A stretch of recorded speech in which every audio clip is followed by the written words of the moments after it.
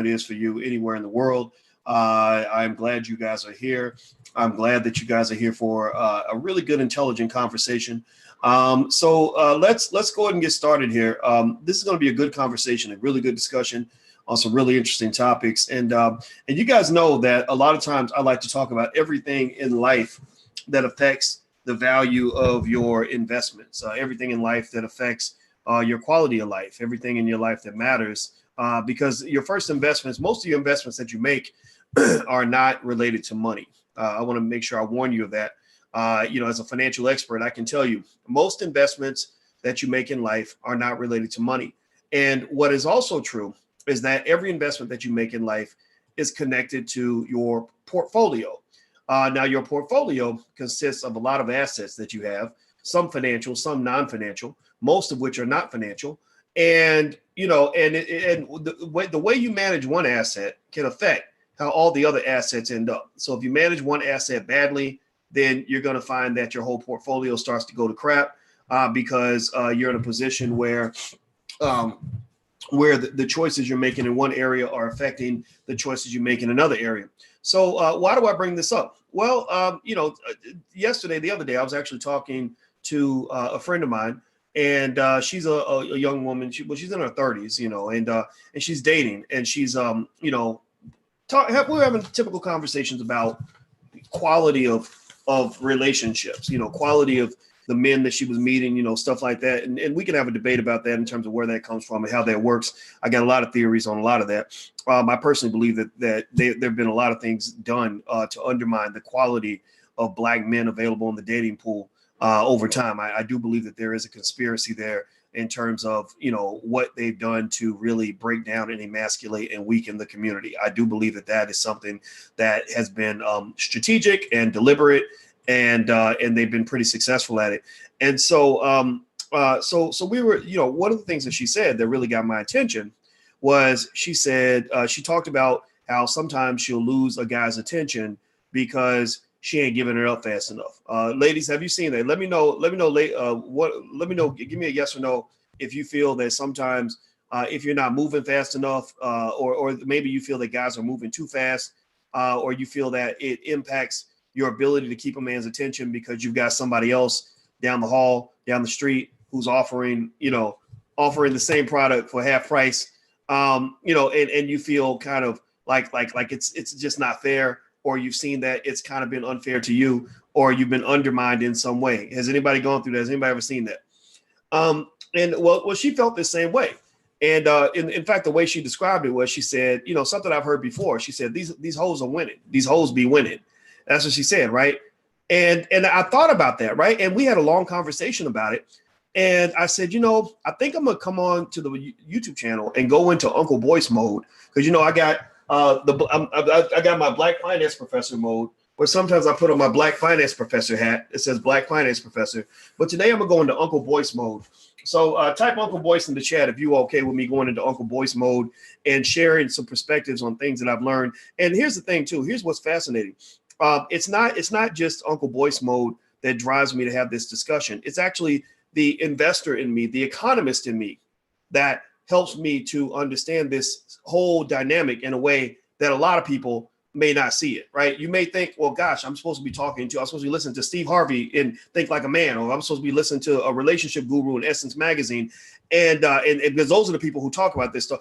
But no, actually, there are situations where an economist has more insight into something than a person who's not an economist. If you're operating just on emotions and love and sex and all that, you're going to miss a whole lot of the dynamic. In fact, one of the best analyses that I've seen of the Black relationship dilemma, if you want to call it that, was actually written in a magazine called The Economist. Go look it up. The Economist, a magazine written by a bunch of white boys over in Britain, did a deep analysis on the Black dating pool and the dating market, and broke down some shit that would absolutely blow your mind. So as I get started on this, and I'm gonna break this down, I'm gonna try to go through the points pretty quickly so we can get back to our day. Do me a favor really quick. Please hit the thumbs up button, share, subscribe, hit the notification bell so you'll be notified when we go live. If you want to get text notifications from time to time, you can text the word Boyce to 31996. Text voice to 31996. So on the count of three, everybody hit the thumbs up button.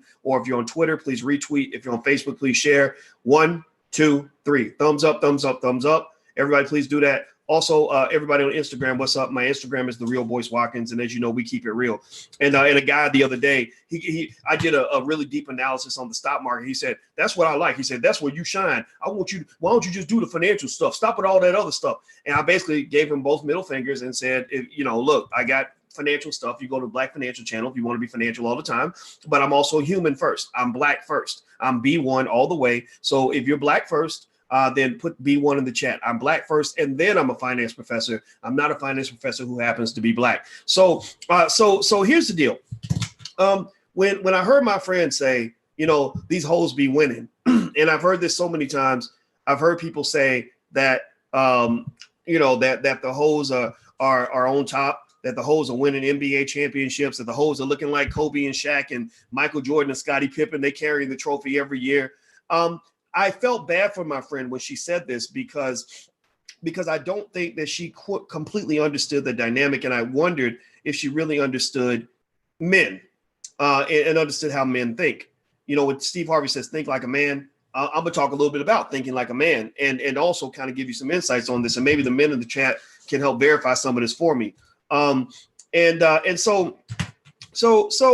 first thing I said to her is I said, I understand that you feel like the hoes are winning because you get on Instagram and you put some really intelligent stuff on Instagram, and everybody looks past that. They don't want to, they're not looking at a woman's brains as fast as they're looking at the booty or the boobs or whatever it is, right? You're seeing this, right? Or you're seeing the girl who takes the shot where it just happens, the mirror just happens to angle toward her ass, and she's got 18,000 likes on that picture, and you really think that she's winning because she's getting attention and that you're not getting. And I said, the first thing you must understand that's really, really important is that there's a difference between quality attention and low quality attention. High quality attention is not the same as low quality attention. High quality attention differs from low quality attention the same way a $100 bill differs from a penny, right? A $100 bill and a penny, they are both money, right? So they're both the same thing technically, but a $100 bill is not the same as a penny. So if somebody is walking around with two $100 bills in their pocket, and the other person has, 1,000 pennies, you may think that the person with the pennies is winning. You may say, "My God, look at all this money that they're getting. Everybody's giving them money. Every 2 seconds, somebody's throwing a penny in their pot. They're winning. They're doing good. They're doing so good."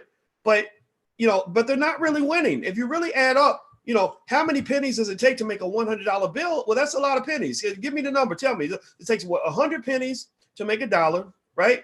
It takes 1,000 pennies to make $10. It takes 10,000 pennies to make $100. So they need to get 10,000 units of attention, 10,000 units of currency to match one of the $100 bills that you might have in your pocket. So if you're a person that's waiting around for the $100 bills, then you're gonna probably be a little confused because they're not gonna come as quickly as the pennies come. You're gonna have a whole lot of people throwing pennies in your basket. So when a man hits a like on your Instagram because he thinks that you have a beautiful booty, that's him flipping a penny into your cart, like a homeless person. Like you got your little homeless cup out there because you know what it is. You know what we're talking about. Those, they call them thirst shots or whatever you call it, right? Because you're thirsty, you hungry, you need that attention. I mean, am I right or am I right that most of the people that take those booty shots on Instagram are people that did not get enough attention, maybe growing up, their daddy wasn't around, and they're looking for anything that they can get that will heighten their self-esteem. So they get little dopamine shots in the brain. Dopamine is what makes your brain feel good. Like if you use cocaine or if you eat candy or if somebody tells you a funny joke or somebody gives you some money, that's a shot of dopamine. Or if you have sex, that's dopamine. So these likes, social media is addictive. Go look it up. There's science on this now. Social media is addictive and people become addicted to likes. That's why you will see the thirst traps and the thirsty hoes, and I call them thirsty hoes because that's the best description. I mean, seriously, if you're poking your booty out on Instagram to get more likes, then that makes you a thirsty hoe, right? You got male versions of thirsty hoes too, right? And it's okay, right? People are gonna put lots of pennies in your cart, and you got what you were looking for. But one thing I would encourage women, and I hope we got some quality women in the chat. I mean, usually the women that tend to pay attention to guys like me are the more quality human beings. They don't, I don't usually attract the attention of low quality people. And so the quality women in here, and please feel free to shout yourselves out. Just type the word quality. And if you're a man that likes quality women, type quality so that we can kind of understand the difference between quality and quantity. And I encourage men to know the difference between a quality woman and a low quality woman, high quality versus low quality. I will say to you that I would say that you probably shouldn't take much time comparing yourself to the hoes. If you compare yourself to the hoes, it's always going to seem a little weird. It's always going to feel like you're behind. You're never going to be as cool as the hoe is in the moment. For example, when I was in graduate school, I was making a long-term investment to have a high quality life. I wanted to have a high quality job that was safe and also paid me a good income. So I decided to get a PhD. So here I am. I'm 28 years old. I'm still in school. It sucks to be 28 years old and you're still in school. People think you ain't amounting to shit. People are like, what the hell's wrong with you? How are you 28 and you still broke? I was 28. My friends were getting married, having kids, getting good jobs, driving nice cars, buying houses, right? And I was, I'm still basically a college student, right? I was teaching college too, but I was pretty much in school. So I would go to my family gatherings and they'd be like, so you still in school, huh? And it was like, yeah, I'm still in school, right? And so at the same time, I had friends that, were out there living, right? That, maybe I had a couple of friends that were in the street life, right? Slinging, like selling dope and stuff, right? So when women would evaluate, my corny ass sitting in front of a computer 10 hours a day, not making that much money, and a guy who's flashy, who's got a nice car, nice clothes, got money in his pocket, it looks like it's easy for me it would have been easy for me to think that I was losing, which actually sometimes I did. Sometimes I said, man, this is lame. Like I need to be out here, doing some of the stuff other people are doing. But then what happened is that over time, because I made the quality long-term investment, I ended up in a situation that sustained me for the rest of my life. I ended up in a situation where my first job I ever got was $115,000 a year, which is a lot of money. It's a decent amount of money now. It was a lot of money in 2001, right? I was able to go on and make millions of dollars. I was able to go on and do things that a lot of my friends never could do, especially my friends that were really, really flashy in their 20s who now ended up either dead or in jail or broke or whatever, right? So what you got to think about is the same way you are investing in your life and you're making a choice, a constant choice, a long-term decisions versus short-term decisions, long-term payoff versus short-term gratification. You're making that same kind of decision when it comes to how you invest in other people and how other people invest in you, right? So the hoe can be deceptive because the hoe is that quick hit. That's that quick, fast, lust-based, exciting, dynamic spark. That's like, when you put fire or you put paper on top of a fire and the fire shoots way up. Well, what happens after the fire goes for a little bit and you've only got it running on paper and you've got no wood in the fire? What's going to happen to the fire if you try to light a fire with just newspaper only? What's going to happen? It's going to die out. It's going to disappear, right? So if you're thinking long term when you build your fire, it may not be as much fun, may not be as exciting, but as you put the paper in there, you also put some wood in there because you want that fire to keep burning for a long time. So what I argue is this, and this is really something that I said to my friend, and I wanted to say this to all the women out here who aren't hearing this, everybody who's deceived into thinking that the hoes are winning. I just believe this, and maybe the men can back me up on this. Fellas, if you're watching, please back me up. Give me a yes or no to confirm this so that the women in the chat, the quality Black women that love us so much and that we respect so much can hear this. I believe that a quality man knows the difference between a high quality woman and a low quality woman. I believe a quality man can tell the difference between the two. Now, does he always make the right choice? Not always. Sometimes he makes that mistake, as Willie D, my homeboy Willie D from the Ghetto Boys likes to say. Remember that song where he said, never turn a hoe into a housewife? Well, maybe sometimes we make that mistake. Some of us try to turn a hoe into a housewife, but most men and brothers, please confirm this so that the ladies can hear this, because they need to know they need to know how much we love them. Like, I think Black men need to go out of our way to tell Black women how beautiful they are, and that you're not just as good as everybody else, you're actually superior. And I'm blessed that way. I don't know where I got it from. I don't know if I got it from my father, my mother, or what, but I really believe Black women are superior. I told my friend, I said, if I could never date Black women, I had to date women who weren't Black, I don't know if I could date anybody. I don't know what I would do. I really don't know. Maybe Hispanic, because they got that African blood. But if you're talking about just Asian or white women or something, I wouldn't know what to do with that. So given that men know the difference between quality and high quality and low quality, then what that probably means in many cases, and this is just an uncomfortable reality, is that, what you choose in a given situation depends on what you're looking for. You see, like, your life is like a corporation. You can think of your life like a corporation. And in that organization, you've got many people that you allow into your company. You're the CEO of your life. You've got people that you hire because you want them to be the vice president of the company. And then you got people that you want to hire to be the janitors. Right? And so, sometimes you may want somebody that's going to be the head of marketing. And then you might want to hire somebody else that's going to be in your mailroom. Right. And so, a lot of times, so if you're looking to join somebody's organization, and that's what you're doing when you're trying to be a part of somebody's life, or you're hoping they'll invite you in and you're inviting them in, sometimes you may be looking to become the vice president of the company, but they may only be looking for a janitor at that particular time. So when they say, no, I'm not going to hire you for this job, I'm going to pick this other person over here, you may say, well, wait, that person, she's raggedy. Like, she ain't got nothing on her resume, and she ain't get, she has no credentials. I went to college. She didn't go to college, right? When really you don't understand, like, he's hiring a janitor. So he's not really looking for a vice president of the company at that moment. So men, when most men, again, this is just my theory, shoot me for it. I'm putting myself out there because I really want to offer a perspective that might be helpful to you. There was a difference in my life between the times I'm looking for a wife and the times I was looking for something that wasn't going to ever be a wife.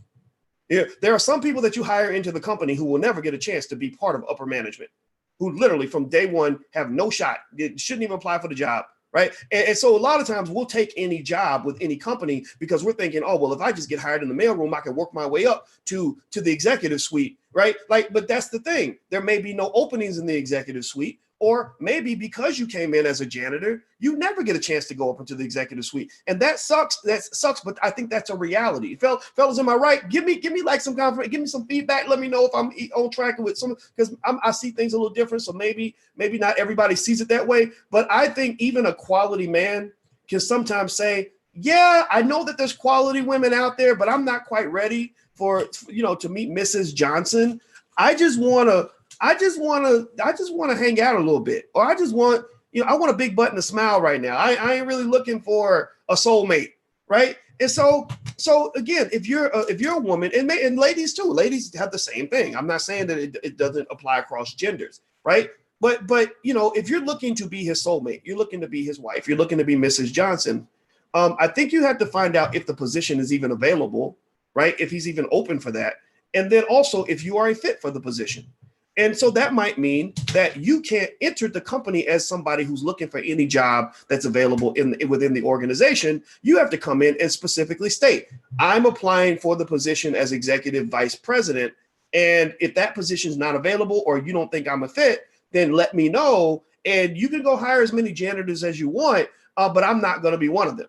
Right. And I know a lady, Noma Langa, my friend Noma Langa, and she was talking about her approach to dating. Noma Langa's from Africa. I believe we can learn a lot from two things. I think as a community, we can learn two things, learn a lot from two things. One, we can learn a lot from learning from our elders who remember life before white people messed us up with integration. And two, we can learn a lot from our African roots, because Africans are very, very good at maintaining family, something that we don't do as well as African Americans. We just don't. I mean, I'm not saying we don't do some things better than Africans do, but family ain't one of them. Black African Americans ain't good at family because y'all do too much of what white people do. I really believe white people fucked up your families. That's just my theory. Maybe I'm a racist, maybe I'm an asshole, but I'm just going to say it because I believe it's true. And one thing Noma Langa said is that, when she dates, she says, I know that some of these men that I'm looking to date are, men with lots of money who are looking, who are probably thinking about some of the hoes. But I let them know, like, no, we're not sleeping together until certain things happen, certain criteria are met. Because while you may be looking for janitors in your organization, I'm not applying to be a janitor. I'm expecting to be a vice president or a president or a CEO. And so if you're not ready for that, then that's okay. I'm not going to get mad at you, and I'm not going to make the mistake of believing that the hoes are winning, because there's that other side of you. There's other positions in the organization that other people might be applying for. But just know that I have a certain standard and expectation because I'm a luxury good and I'm not a commodity. Right. So if you're a woman that's approaching relationships, and it goes for men too. I mean, there's a whole another analogy for men, but genders are not the same. Everything doesn't apply across genders. There are double standards, and they're supposed to be that way because God did not make men and women the same. God did not give men and women the same objectives. Right. So, but we can have a separate conversation about men. In fact, Andre Hatchett and I are doing something in Atlanta on the 13th for men. And I'll tell you guys about it once I get the details from Andre, and maybe we can have those conversations for men. But overall, if you think about it, again, going back to economics, if you're, when we're economists and we analyze the way products are sold, there's a difference between a luxury good and a commodity. There's a difference between a luxury item and what they call an inferior good. Luxury items and inferior goods are not the same thing. They're not sold the same way. They don't appeal to the same market. They don't have the same price. They don't sell in the same quantity. So if you are Louis Vuitton, if you're a luxury good, then why in the fuck would you be sitting around getting jealous because they sold more units at Walmart? If you're Louis Vuitton, you're charging $600 a purse or whatever. Remember, again, if you're looking for something like marriage or commitment or something really heavy and deep, that's a pricey, that's a big price you're putting on something, right? So the quantity is going to drop, but the quality goes up, right? So if you're a luxury good, then you don't compare yourself to Walmart because you say, Walmart is going to sell more units because our purses cost $700 and their purses cost $40. And also Walmart is going to have customers that we don't even want in our store, right? They're going to have thousands of customers that they can appeal to. But we might, for every 50 customers they have, we might only have 2, but that's okay with us because we want quality. We qualify our potential buyers in this company. So when you get to that point where you think that the hoes are winning, I just want you to really think about the fact that if you are considered not a hoe, now if you're a hoe, then yeah, you should be competing with the hoes. Like if they got the hoe Olympics, then you need to go go to training camp and get ready to go compete with the hoe. Get you a stripper pole, learn how to, angle your ass on Instagram, right? If you want to be a hoe, then compete with the hoes. But if you're not looking to compete with the hoes, if that's not who you are, then you have to figure out what class of brand do you lie within? What class are you seeking to lie within? And then here's the other thing too. Here's what I believe too. This is what I believe. I just me being real. I believe sometimes we decide in different situations which brand we want to be in. Sometimes, ladies, you may want to be the senior vice president, but maybe sometimes you don't want. You're like, you know what? I don't care if I'm the janitor. I just want to be in that company right now. I just want to get with this dude and get to know him for cuffing season and move on. And that's your right as a woman. That's totally fine. I'm not here to slut shame. They make those terms up. Liberals like to make terms up because they like to attack men who are honest, right? So I'm not here to slut shame you and tell you that you don't have the right to do whatever you want. I'm just saying that the best advice anybody could ever give to you, and this is Uncle Boyce talking here. The best advice Uncle Boyce could give you is to be who you want to be, but always know what it is. Always know what it is. Like a lot of times, most of the time, when people end up disappointed or upset or mad, it's because they went into something and they didn't know what it was. Like you went and you found, you're selling Louis Vuitton purses and you steal some customers from Walmart.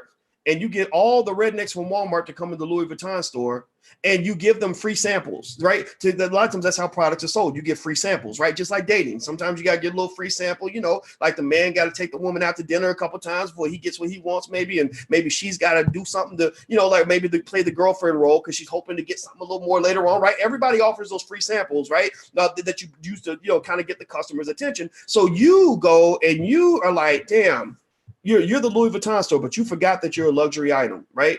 Your self-esteem has dropped. So you think that you are low quality when really you're high quality. You start appealing to the wrong market. So you're getting pissed off because Walmart is next door and they got 1,000 customers and you only have 5. So you say, you know what we can do? We should lower our prices because we need some of those Walmart customers over here. Or we're going to go to Walmart and we're going to offer some free samples and see if we can get them to buy some Louis Vuitton purses. So then you get, 100 rednecks from Walmart to come into your store and they all take the free sample, right? And then they fucking leave because they say, I'm not spending $700 for a purse, either because they can't afford it or they don't want to pay it, right? And either way, you have to look at yourself and say, well, did I actually qualify the buyer before I even offered them a free sample? If you watch how companies offer luxury items, they don't want everybody in their store. They turn away people. In fact, that's part of their appeal. If you go look up how do you sell a luxury item, one tip that they give salespeople at expensive jewelry stores is they say, act like you don't want to sell them anything. Act like you don't even want them around, right? And then they'll really want to be around, right? So at the end of the day, when you're that woman who's like, you know what, I'm okay. I'm gonna be fine. Like I don't, you can come if you want to, or if you're the woman who's like, just understand, like there's expectations here. Then you'll find that quality men will shift their behavior because they're going to realize they're dealing with a quality woman. That's why you can have 2 women who both look like Beyonce and get totally different treatment from the same guy. Totally different treatment from the same guy. Because one person presented herself as Louis Vuitton, the other one presented herself as Walmart. If you present yourself as a Walmart product, you're going to get Walmart prices and Walmart treatment. That's just you're going to get quantity over quality. And again, if that's what you want, then go for it. But if that's not what you want, then just understand the game you're playing and how it's played. Do me a favor, please hit the thumbs up button, please hit the share button, please hit the subscribe button. I want to remind everybody, you guys know Alicia and I are getting married July 11th. Everybody's invited, south side of Chicago at the Rockefeller Chapel on the University of Chicago campus. Everyone is invited. All we need you to do is RSVP. You need to show your receipt to get admitted. The security will admit you into the wedding and the reception, but you got to have the piece of paper because they're going to actually research everybody that's coming to make sure everybody's friendly and stuff. So you can go to boyceandalicia.com if you'd like to RSVP. That's boyceandalicia.com. And on that page, you can get your RSVP for free. But we also ask you to donate to the Boyce and Alicia Watkins Foundation. We don't want any gifts, but we want you to donate to this foundation because our goal is to support independent Black-owned schools. That's our objective. We want to support these schools that are educating Black kids at a high level to be authentically Black, and we want to make sure they get funding. So we only ask you to be as generous with these children as we are with all the white people that come and take our money. That's it. That's all we're asking. So please feel free to go to boyceandalicia.com if you'd like to join us at the wedding. We chose to deliberately make our celebration of Black love very public. I was a person who was honestly quite offended by the way Black folks got excited about the Meghan Markle marriage. God bless Meghan Markle, but I don't think marrying a redheaded white boy who got his money from former slave masters is something to celebrate. I would rather celebrate Black love between a Black man and a Black woman. Doesn't mean everybody has to do it, but it means that I think the Black woman should come first. So if you want to come out, you can go to boyceandalicia.com. Everybody's invited. Please hit the thumbs up button. Please hit the thumbs up button if you haven't done this yet. So the last thing I would just say at the end of the day, my most important message that I just really want you to kind of walk away with is understanding the difference between a luxury item and a commodity. A luxury item is rare. It is powerful. It is something that is hard to replace. A commodity is low cost, low quality, easy to replace. Right? Like holes are everywhere. Like seriously. I mean, fellas, please confirm this. Like it's easy to find, like no matter how nice her booty is, you can find lots of Black women with nice booties. No matter how great the sex is, you can find, sorry, let me turn this off. You can find lots of, no matter how great the sex is, you can find lots of great women who can just flip it upside down and do wonderful things in the bedroom, do magic tricks in the bedroom. Right? So that's a commodity, right? But what's rare, what's a luxury item is, and I can use myself as an example. When I go upstairs and I look at that woman, the reason I was willing to pay any price for that particular commodity, the commodity being a relationship with that woman, not that she's an item, I don't want to dehumanize her, but the reason I was willing to pay any price for that commodity, meaning this relationship, is because in my mind, I realized, I said, you know what? This is a woman that I cannot replace. Like I can search the world high and low and search all surrounding planets. And in my mind, based on my experience and what I like, there is nobody I can find who matches what she brings to my table, right? There's nobody I can find who's known me since I was 22 years old who understands me like that. There's nobody I can find whose smile radiates the way her smile did when I walked in the room. There's nobody I can find who just, fits with me in that way. So that's what led me to really sort of be ready to do things for her that I might not have been ready to do in other situations. Right. So a commodity is typically something that's easily replaced. It is something that is very standardized. It is something that is low quality.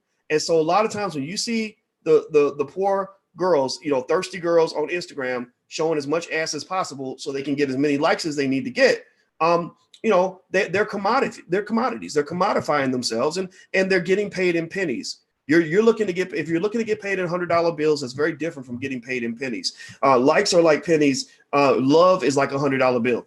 So you got to figure out when you go into the market what you're looking for. Are you looking to be paid in a few thousand pennies, or are you looking for $100 bills? Those are two different games, two different strategies, and two different outcomes that you're going to look for.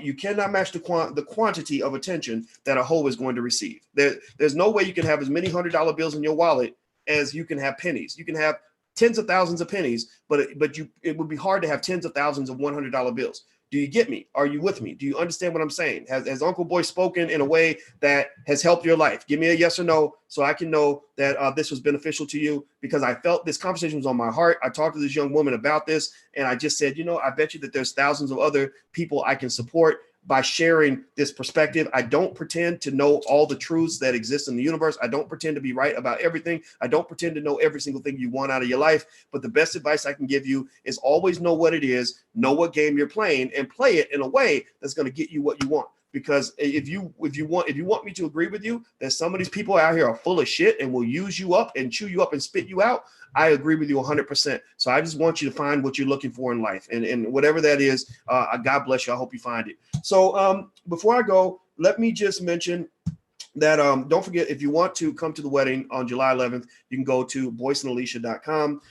Also, if you want a free e-copy of my book, It Takes a Village to Raise the Bar, you can go to drboycewatkins.net. That's drboycewatkins.net. If you'd like to support the platform by joining our League of Intelligent Black People, you can go to intelligentblackpeople.com. That's intelligentblackpeople.com. So thank you guys. Have a great day. I love you, and I will see you soon. Be good. Peace.